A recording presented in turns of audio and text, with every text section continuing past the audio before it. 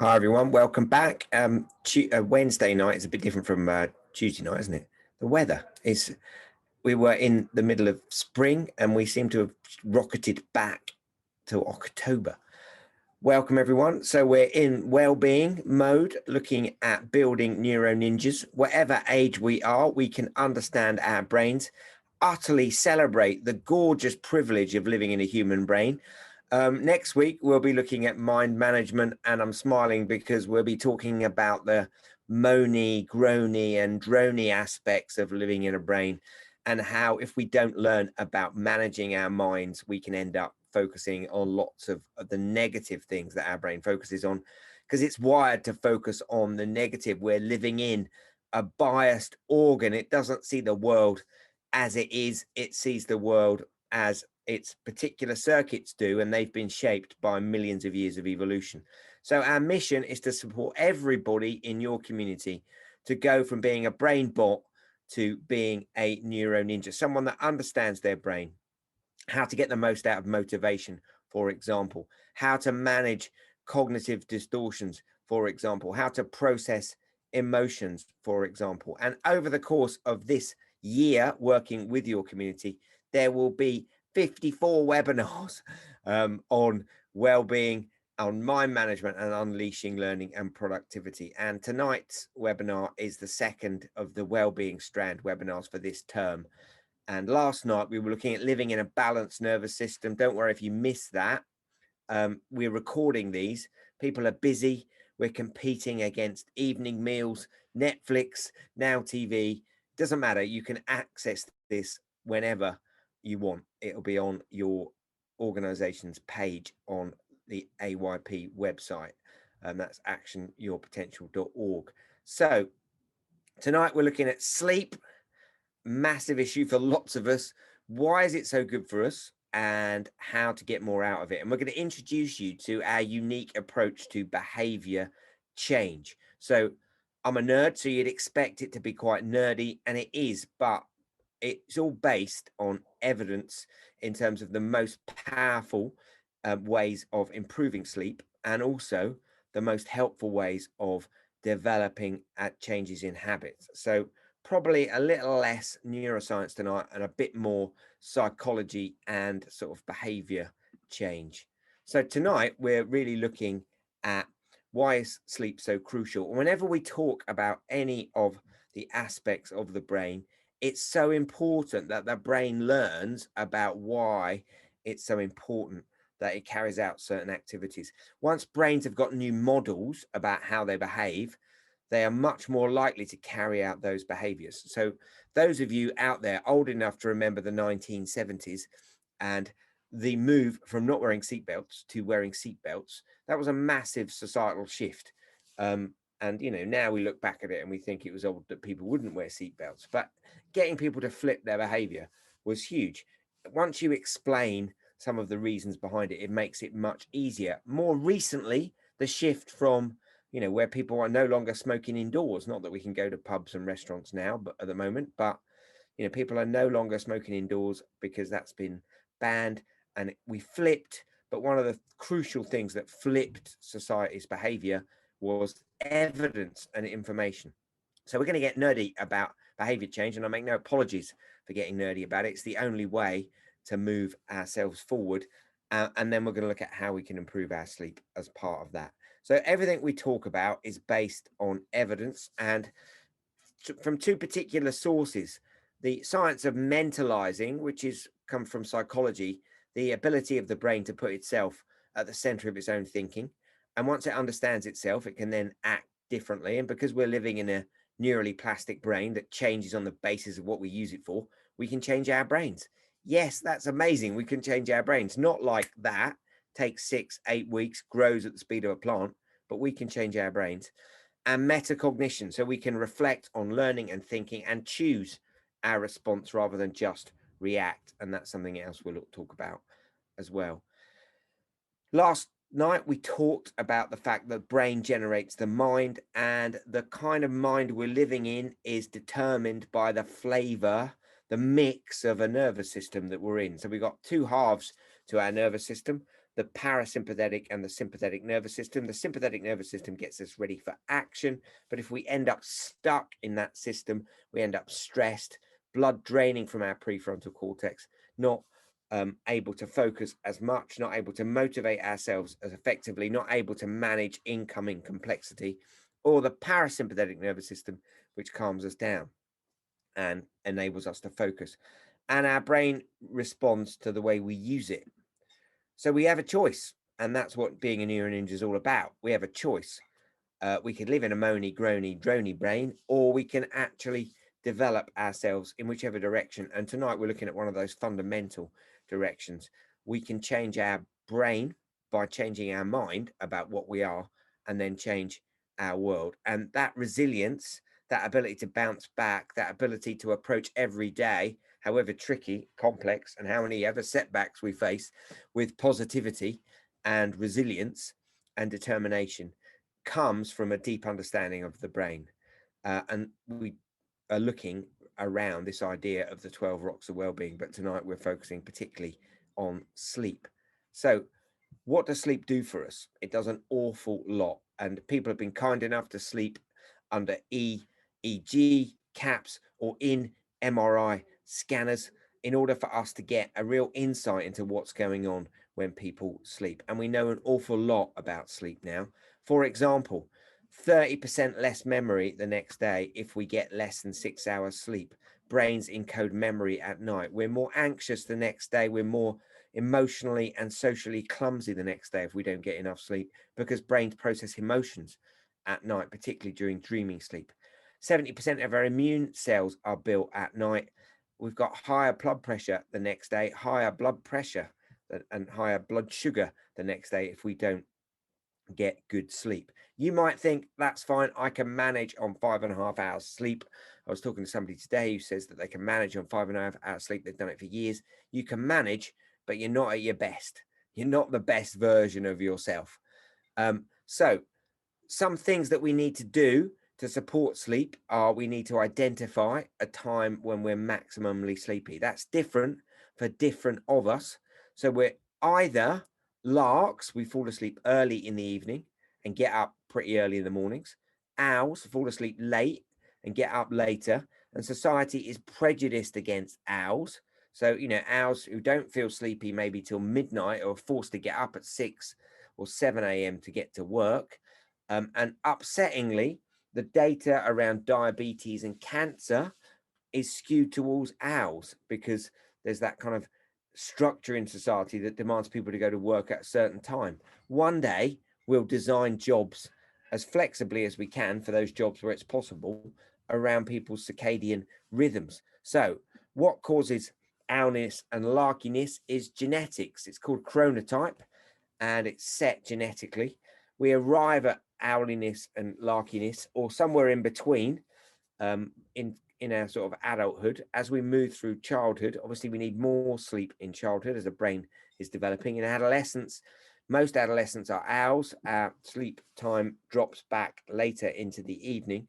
But once we're into our 20s, we can settle into our natural chronotype of late falling asleep, late waking up, early falling asleep, early waking up. And that whole system is driven by the circadian rhythm, which is a series of clocks, genetic clocks, biological clocks that run through the whole body, set by a part of the brain called the suprachiasmatic nucleus. And we need to go to bed at our point of maximum sleepiness, because that will mean that we fall more deeply asleep, because we're following the wave of the release of a chemical called melatonin that's released by the pineal gland deep in the brain when it's time to go to sleep.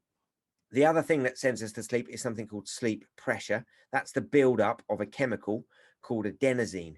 Now, adenosine clogs up the connections between neurons, stops fluid communication across synapses between neurons, and that builds up during the course of the day. Adenosine is that scratchy-eyed feeling when you get tired, and it affects the whole brain, but differentially affects vulnerable circuits in our prefrontal cortex. That's why we find complicated things really quite difficult at night. And that's why at night our willpower fails and we eat the chocolate bar we promised ourselves we wouldn't eat. Sleep pressure is the buildup of adenosine. So adenosine building up and the circadian clock switching on, sending us to sleep as melatonin is released. That is what pushes over the hill into sleep. We sleep in cycles of an hour and a half cycle, 45 minutes NREM sleep, non-rapid eye movement sleep, 45 minutes REM sleep, dreaming sleep, and we might surface in a shallow period of sleep. And we sleep in cycles, and we need 5 or 6 sleep cycles a night in order to give the brain everything that it needs. Sleep is a natural state the brain needs to visit for 8 hours every 24 hours. So we'll talk a lot more about this later in the webinar, but try and develop a sleep stride. Try and go to bed at the same time, get up at the same time. You shouldn't need to lay in. In fact, lay-ins at the weekend can create social jet lag where we're changing our body clock slightly because we're getting out into the day a couple of hours later, and that light is being sipped by this suprachiasmatic nucleus and resetting our body clocks, which means when Monday comes around, we can feel a little bit jet lagged or socially jet lagged because we've changed our circadian rhythm ever so slightly.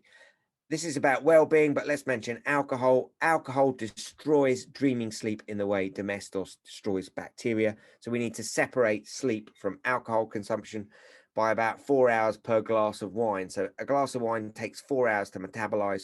So we need to separate sleep from alcohol consumption. Alcohol will mean that we won't sleep. Alcohol makes us feel kind of sleepy, it seems, but that's in fact sedation rather than sleep. Alcohol is a depressant. It slows a load of stuff down. So let's look at how we can improve our sleep and explore, not for the first time in these webinars, a kind of a neuro ninja approach to behavior change, because changing our behavior is tricky. The brain will try and bounce back to its pre-existing structures. Doesn't mean it can't change, but brains are lazy, which basically means brains try and save energy. So they're going to try and stick to pre-existing habits. And we've all found that, haven't we? We've tried to change a habit and we twang back, twang back, twang back. So behavior change starts by kind of applying awareness and then enables us to understand all the different strands and threads of behavior change to weave them together into a net that will change our behavior. So this is where we get nerdy about behavior change. We're going to talk about nets and threads, and the process of change in the brain is iterative, incremental, and involved. But we can transform ourselves by building these tiny changes in our behavior. So change is incremental. Small changes each day add up to big changes overall. So we need to be patient and we need to be specific about what we're going to change. It's iterative. Every small change builds in a way that makes a massive difference a few weeks down the line. And we need to be involved. We need to pay attention to the current situation and be clear about where we're going. And we've got that ability that other creatures haven't got to reflect on our experience. And we can't really escape that responsibility. There is no excuse not to try and improve our sleep. There are lots of things that affect our sleep. There's issues kind of worry. There's issues around sort of stress. There's issues around too much work. There's lots of things that affect stress, our ability to sleep. There's sleep apnea. There's lots of things. There are lots of things that can support us to get better sleep. And change is best built in small steps over days, weeks, and months. It's going to take 6 to 8 weeks to change structures in your head. They grow at the speed of a plant.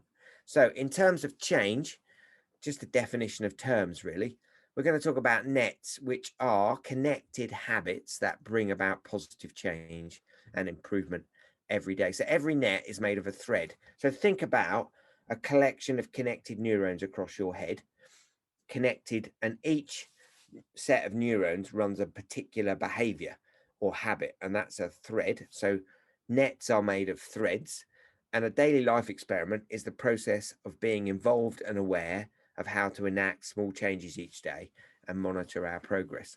So to build a net of great sleep for our well-being and for our children's well-being, let's look at the threads involved. Well, we've looked at why it's really important to get good sleep. Look at this summary of what sleep does. Scientists have discovered a new treatment that makes you live longer, enhances your memory, and makes you more creative. It makes you look more attractive. It keeps you slim and lowers your food cravings. It protects you from cancer and dementia. It wards off colds and flu. It lowers the risk of heart attacks, strokes, and diabetes. You'll even feel happier and less depressed and less anxious. All of those things are clinically proven impacts of sleep. So there's no reason not to get more sleep. I've mentioned all of those things. One thing I didn't mention probably is the way that in sleep, the brain sifts experience, looking for connections between different experiences. And in that process, looks for novelty as well, generates new ideas.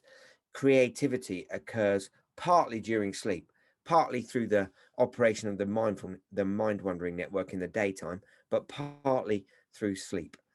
And also, sleep helps the prefrontal cortex build strong connections with the rest of the brain. And the brain cleans itself when we're asleep. Cerebral spinal fluid drains through the brain, clearing out that chemical of fatigue I mentioned earlier, adenosine. So, the first thread in a net of behavior change around sleep is sleep hygiene, which is a number of things. It's going to bed about the same time. It's making sure bedrooms are dark and cool and that technology isn't in the bedroom. So it's protecting that sleep space. So that's thread one. We need to protect the sleep space. Thread two, and this always crops up whenever we're trying to change our behavior in a net. Thread two is to monitor sleep opportunities. So that's how much time we give ourselves to be asleep. So we need to carve out a non-negotiable 8.5 hours a night of sleep opportunity. That's when we're going to be in bed, allowing ourselves to sleep. We may not sleep for the whole of that time, and that's described as sleep efficiency. So if you're in bed for sort of 8 hours, but you only sleep for 4, that's a 50% sleep efficiency. But 8.5 hours non-negotiable sleep opportunity, practicing sleep hygiene and monitoring sleep hygiene and sleep quality. So what kind of sleep are you getting? Are you feeling well rested, or are you feeling a bit groggy and rubbish the next day? So monitor that stuff. Use a spreadsheet. Make up some numbers between 10 and 0, 10 being amazing sleep, good sleep opportunity, and anything kind of that isn't great, take it down the scale to 5s and 6s. It doesn't matter about an exact incremental scale. It's just a quick feeling.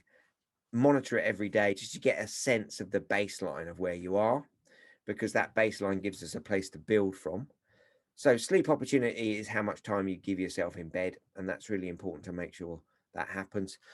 Thread three is build in a wind down hour. So ahead of sleep hygiene, ahead of a dark, cool bedroom with no technology in, build in a wind down hour where you listen to some music, watch something gentle and unchallenging on TV, include a hot bath. Hot baths raise our temperature. When we get out of baths, the body temperature drops. That's another signal for sleep. That signals physiologically a message across the body that sleep is coming, alongside melatonin and sleep pressure. That's going to send us hard into sleep, deep into sleep. Thread four, I mentioned this already, but regularize your bedtime around your point of maximum sleepiness to do with your chronotype. So for me, maximum sleepiness is about 9:15, in bed 9:15, get up about 5:15. And that pattern is repeated every day of the week. Don't need to lay in. It's perfectly important to sit in that regularized sleep time. That's what our ancestors did. That's what we need to do. They didn't have access to electric lights. And that means that we're going to get into a habit of sleeping at the same time. And that's really, really powerful for the brain. In studies, this thread four is one of the most powerful ways of getting good sleep every night. Cut caffeine, because that's the same shape as adenosine. So it stops the buildup of sleep pressure.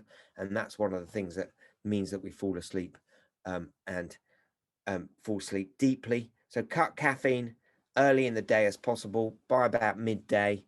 It takes 6 to 7 hours for the body to metabolize caffeine.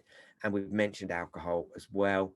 And if you're a smoker, cut nicotine as well. Give up, actually, if you can. Of the whole different net on giving up smoking. But in terms of nicotine, that also impacts depth of sleep. It's a stimulant and affects the ability of the brain to sleep deeply. Thread 6 is build exercise in after school or after work. Build in exercise.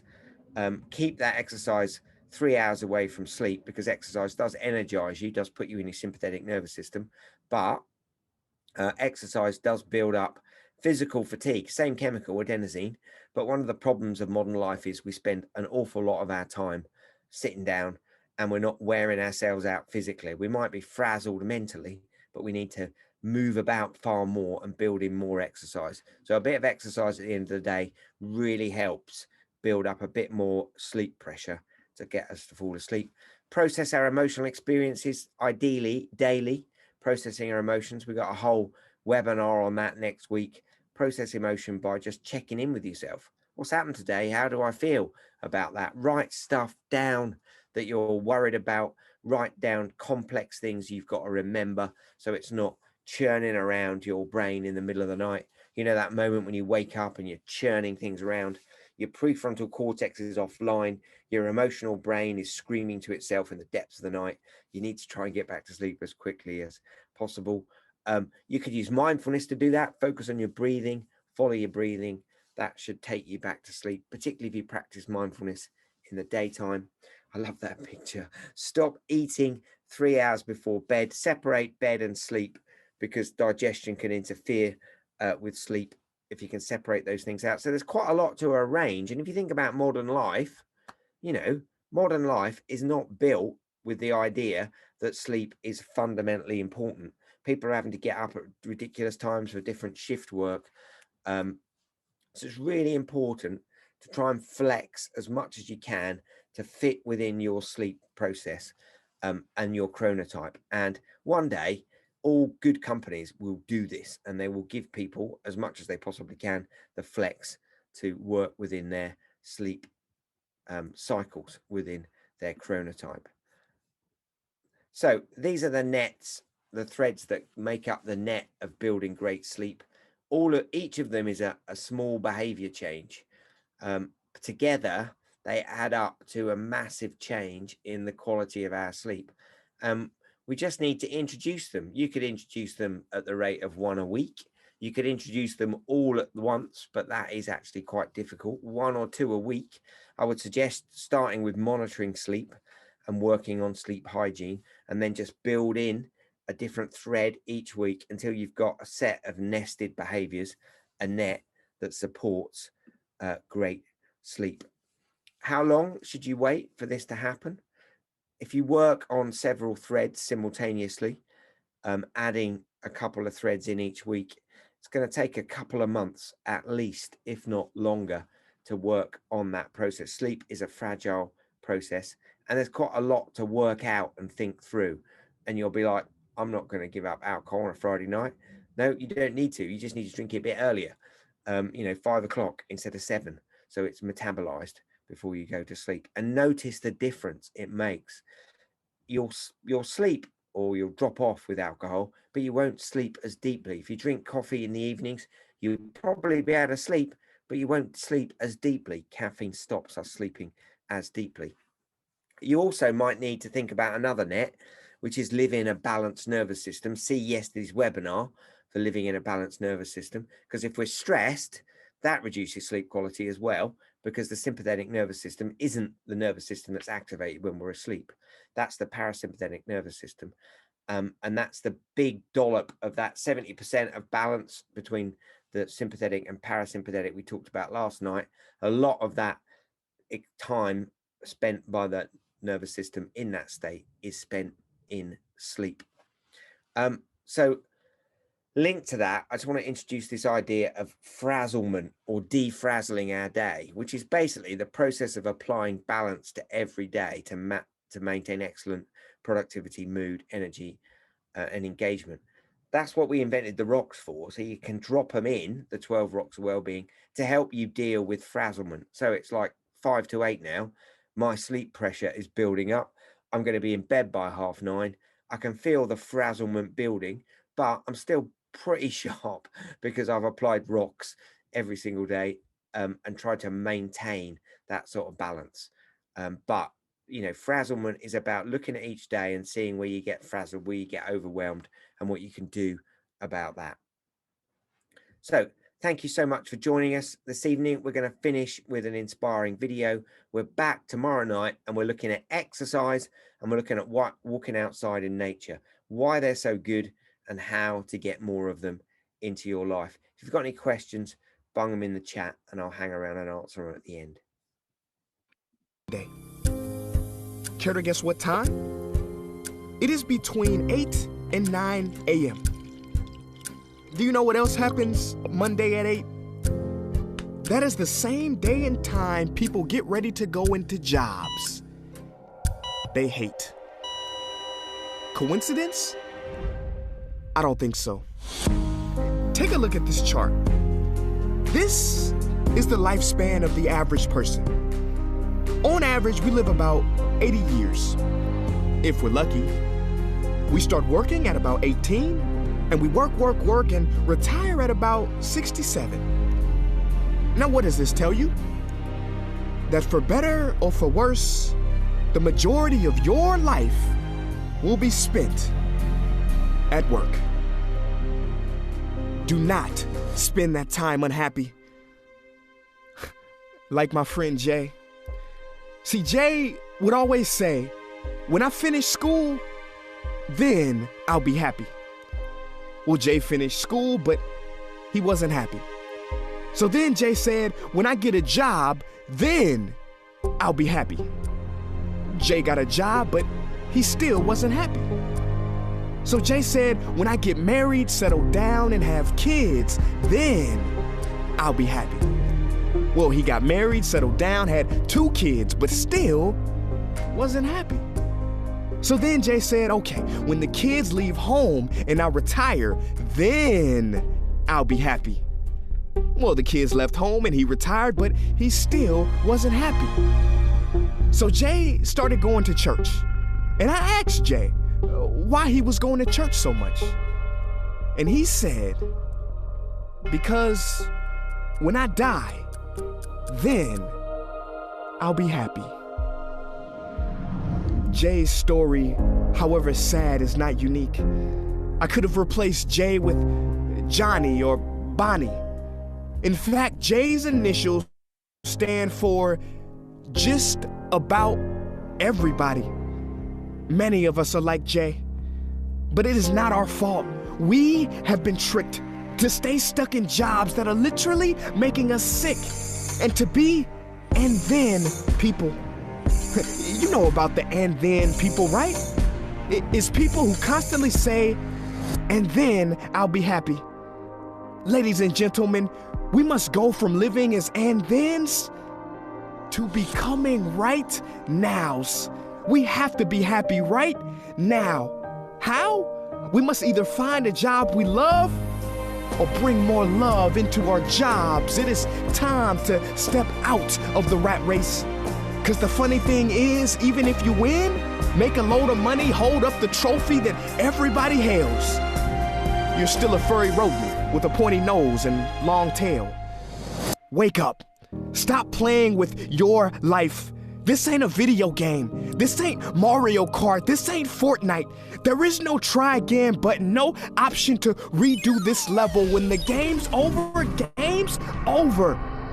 But there is one cheat code to the human console, and that is to take control and to stop buying into the lies society has told, like how overworking is cool and being stressed out is a status symbol.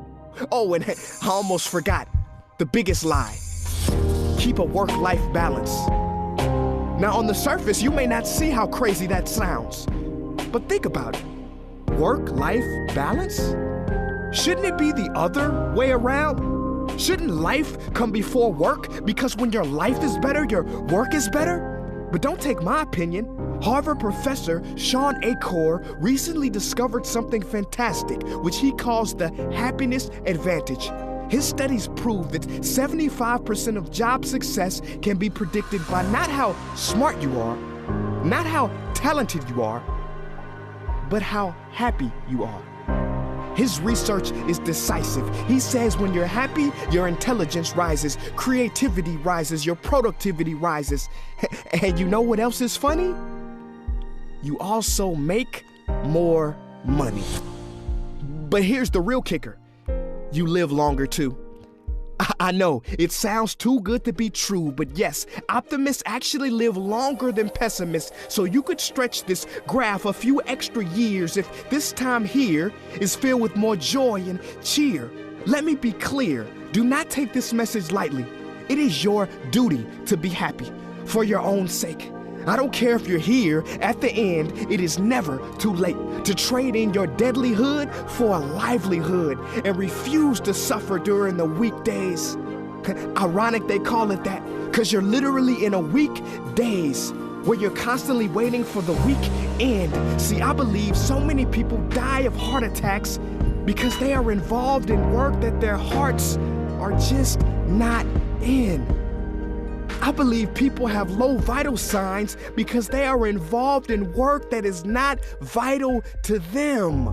My friends, happiness is a choice, but anyone who says it's easy has lied. It ain't easy, but you have to try. The first step is to look inside and remember the quote that the Buddha wrote 2,000 years ago, which I believe today for most people still applies. The problem is, you think you have time. Stop wasting your life. So in terms of sleep, in order to reach that balance in our nervous system, one of the most important things that we can get right is our sleep. It's worth the effort. It makes such a difference once we've got our sleep in the right space. We're not going to sleep perfectly every night. It's a brittle state. It was made that way by evolution because we had to wake up in case there were predators around. But slowly but surely, understanding the science, using those habits, building that net, weaving those threads, we can change our sleep and we can change our world. Thank you so much for joining us again. It's great to have so many of you here. We'll see you again tomorrow evening when we're looking at Rock 7, walking outside in nature, and Rock 2, exercise, and what they do to the brain and how to get more of them. Thank you very much, and I'll see you tomorrow evening.